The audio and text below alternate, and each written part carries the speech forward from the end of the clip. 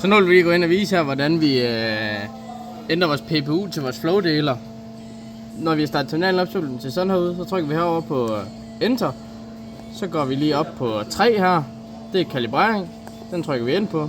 Så har vi flow, for det er flow-kalibrering, vi skal til at lave. Og så er det flow konstant. Så trykker vi ind på den. Og så kommer vores PPU-værdi frem her. Og den skal så stå på 120.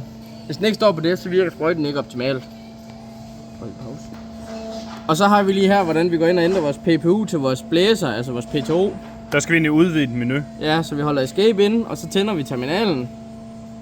Så går det lige et øjeblik. Sådan, så er vi inde i udvidet menu. Så går vi ned under vores alt sensor, trykker vi ind under den. Og når vi skal skifte mellem dem, så trykker vi på plus og minus. Ja, så går vi ind under blæserhastighed.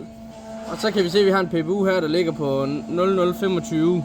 Og det er også det data siger.